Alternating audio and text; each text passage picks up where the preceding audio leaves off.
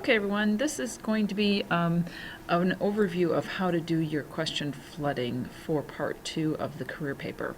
So you're in small groups and you're working with a couple of other people, and you have shared your document with those other 2 people. We'll be doing this for 2 days. Actually, we'll be peer editing for 2 days. Today we're going to do question flooding. Tomorrow we'll do a different kind of peer review. But for today, you're going to be reading the paper of one other person and peer editing by question flooding all of part 2. So what do I mean by question flooding? We've done this before. This is where you read the text of your partner and you write as many questions as you can come up with in the margin. Now, there are a couple of different kinds of questions we're probably going to be thinking of. First of all, if they don't have enough information about something, they've said maybe something very briefly or in a kind of general way, but they don't have enough specifics for you to really understand what they're talking about. If you sense that there's a lot left out, then you would want to ask questions about that. Another situation where you would ask questions is if they've used a word, terminology, or a phrase that's specific maybe to the job or to the job area that you don't really know much about or that you don't completely understand. And then you're going to ask questions about that. And the third thing you might want to ask is if you notice that there are major pieces of this missing, then you would want to ask them, did you find any information out about working conditions? Maybe they left that out completely. Or where's your information about salary? That kind of stuff. So those are the different kinds of questions we're looking at.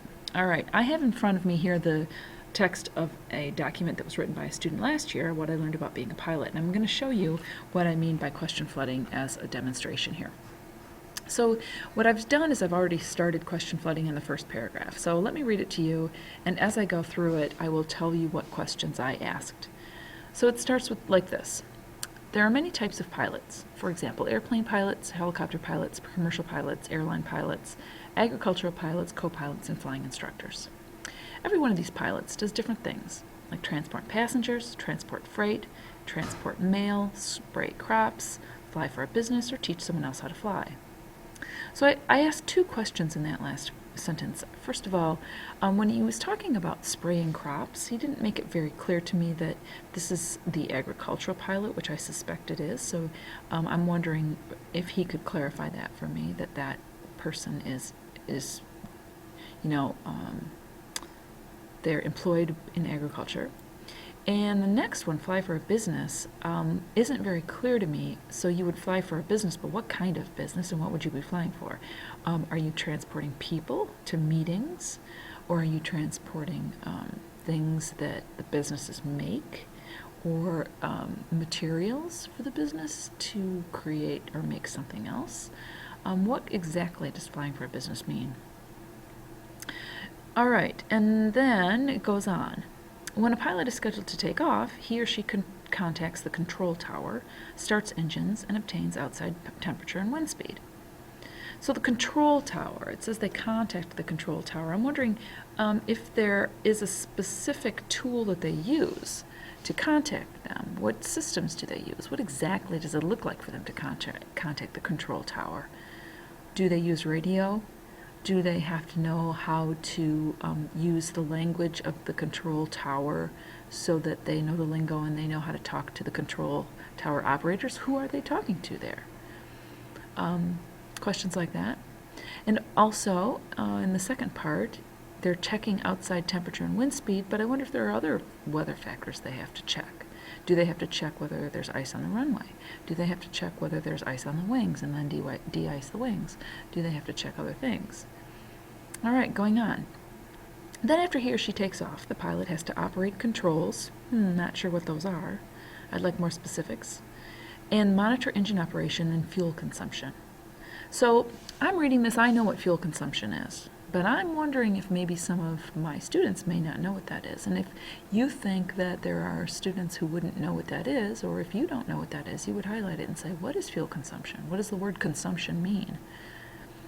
Most of the time, things are okay because a test pilot usually tests new models before anyone can fly them. New models of what? Without test pilots, there would be a lot more deaths. Another thing that prevents deaths are braking systems, communication systems, ejection systems. I don't know what that means. What is an ejection system? Steering controls and warning systems. There's also flight control software and route navigation software that could help. And for these two, I asked the questions, what are the controls? And route navigation software is, what does the software do? I don't really know what route navigation means. All right, I'm going to go on and I'm going to continue with the second paragraph so you can see my thinking in action. When you are a pilot, the work context is pretty strict. Pilots spend a lot of time using their hands. Using their hands. I don't really know. What does that mean? To do what? What are they doing with their hands? I'm clueless about that. That's very vague. They also have a number of decisions to make and some freedom to make them. Like what decisions? And they have many face-to-face discussions and added pressure of time. No, this is, right, I'm not really sure. Discussions with whom, and for what, and where, and when. What are those discussions all about? And the added pressure of time. I'm wondering, what does this mean? For example, when would they be under time pressure? And why would they be under time pressure? That's not clear to me. You also have to be dependable, flexible, have self-control, be stress tolerant. What is stress tolerant? And possess the ability to lead. Flying is stressful, but luckily you have 1 week on and 1 week off, usually scheduled. But sometimes pilots fly unscheduled for spraying crops or putting out forest fires. Pilots usually work 150 hours per month, making at least $38,000 and at the most $150,000 a year. On average, pilots earn $69,000 per year. Well, they talked a little bit about the schedule, 1 week on and 1 week off, but I'm wondering, are there vacations or benefits to being a pilot? I'm wondering, for example, do they get to fly free on vacations? Does their family get to go with them for free? I'd really like to know that, because that would be a pretty cool perk if it were true. All of this sounds pretty good for someone who loves to be in the clouds, but it requires meteorology. Meteorology? What's that? Algebra, mechanical drawing, and 250 hours of flight time to earn the rights to be a commercial pilot. Okay, so it sounds to me, all right, here's the thing I have to ask about. It requires. When you say it requires, is this, I'm going to say, are these requirements of school, classes to take? I think they are. I think they want to make that clear if that's the case, because this is different. They would do flight time, but would they do this in school or after they graduate? What does the schooling look like?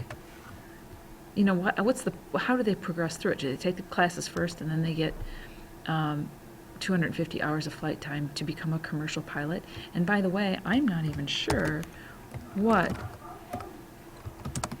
a commercial pilot.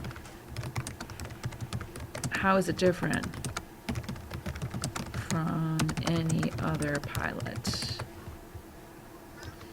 In order to become a pilot, you have to know the language of the country you are in and also be social. Why do you have to be social? For what purpose? What would you do that would require you to be social? And realistic, what do you mean? Why would you need to be realistic? Explain that. A pilot must be able to listen and talk responsibly. What do you mean by responsible talk? I would want to know that. And they must manage time and monitor systems. So they have to manage time and monitor systems, but why do they need to do these things? So what is so important about managing time and monitoring systems for a pilot? What kinds of systems are they monitoring? What kind of time, or under what circumstances are they managing time is what I want to know. He needs to be knowledgeable about what he or she is using, What is the what you're talking about here? And what is using mean? What is using? What is using in this context? Using for what?